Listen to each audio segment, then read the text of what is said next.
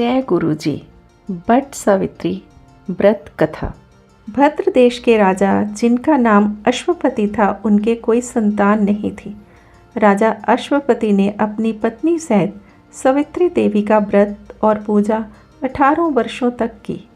उन्हें प्रतिदिन 1 लाख आहुतियाँ अर्पण की। सावित्री देवी राजा की पूजा से प्रसन्न हुई और राजा के समक्ष प्रकट हुई। राजा को वरदान दिया कि तुम्हारे एक तेजस्वी कन्या उत्पन्न होगी। सावित्री देवी की कृपा से जन्म लेने के कारण राजा ने कन्या का नाम सावित्री रखा। कन्या बड़ी होकर बहुत रूपवान हुई। योग्य वर न मिलने की वजह से सावित्री के पिता दुखी थे। उन्होंने मंत्री के साथ सावित्री को अपना वर स्वयं तलाशने के लिए भेजा। सावित्री ने तपोवन में भटकते हुए सत्यवान को देखकर उसे पति रूप में वर्ण कर लिया।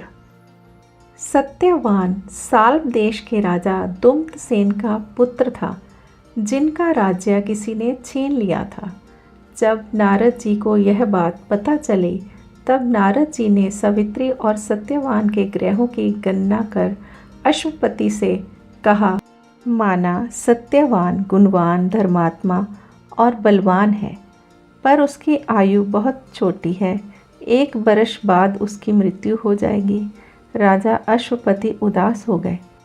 उन्होंने सावित्री को किसी अन्य को अपना पति चुनने की सलाह दी, परंतु सावित्री ने उत्तर दिया, आर्य कन्या होने के नाते जब मैं सत्यवान का वर्ण कर चुकी हूँ, अब वे चाहे अल्पायु हों या दीर्घायु, मैं किसी अन्य को अपने हृदय में स्थान नहीं दे सकती। सावित्री ने नारद जी से सत्यवान की मृत्यु का समय ज्ञात कर लिया। सावित्री के हठ के कारण सावित्री का सत्यवान से विवाह हो गया। सावित्री राजमहल छोड़कर जंगल की कुटिया में आ गई। आते ही उसने अपने सुंदर वस्त्राभूषण त्याग कर सास ससुर और पति की तरह बलकल वस्त्र पहन लिए अपना सारा समय अपने अंधे सास ससुर की सेवा में बिताने लगी। नारद मुनि ने सावित्री को पहले ही सत्यवान की मृत्यु के दिन के बारे में बता दिया था। वह दिन जैसे जैसे करीब आने लगा, सावित्री अधीर होने लगी। सावित्री ने 3 दिन पहले से उपवास शुरू कर दिया। नारद मुनि के कथनानुसार निश्चित तिथि पर पितरों का पूजन किया। हर दिन की तरह सत्यवान उस दिन लकड़ी काटने के लिए जंगल चला, तो सास ससुर की आज्ञा लेकर सावित्री भी साथ चली गई। सत्यवान लकड़ी काटने के लिए वृक्ष पर चढ़ा। वृक्ष पर चढ़ने के बाद उसके सिर में भयंकर पीड़ा होने लगी। वह नीचे उतरा। सावित्री ने उसे बड़ के पेड़ के नीचे लिटाकर उसका सिर अपनी गोद में रख लिया और उसके सिर को सहलाने लगी।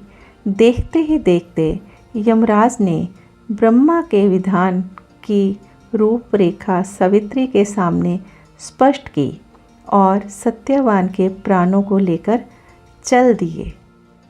सावित्री सत्यवान को बट वृक्ष के नीचे ही लिटाकर यमराज के पीछे पीछे चल दी। पीछे आती हुई सावित्री को यमराज ने लौट जाने का आदेश दिया। इस पर वह बोली, महाराज, जहाँ पति वहीं पत्नी, यही धर्म है, यही मर्यादा है।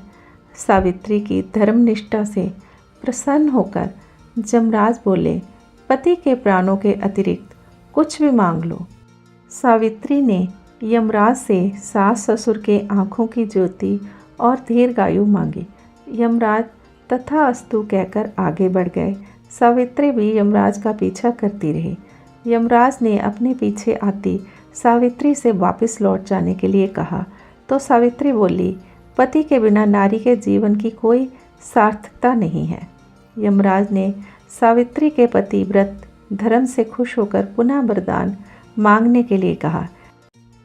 इस बार उसने अपने ससुर का राज्य वापस दिलाने की प्रार्थना की। तथास्तु कहकर यमराज आगे चल दिए।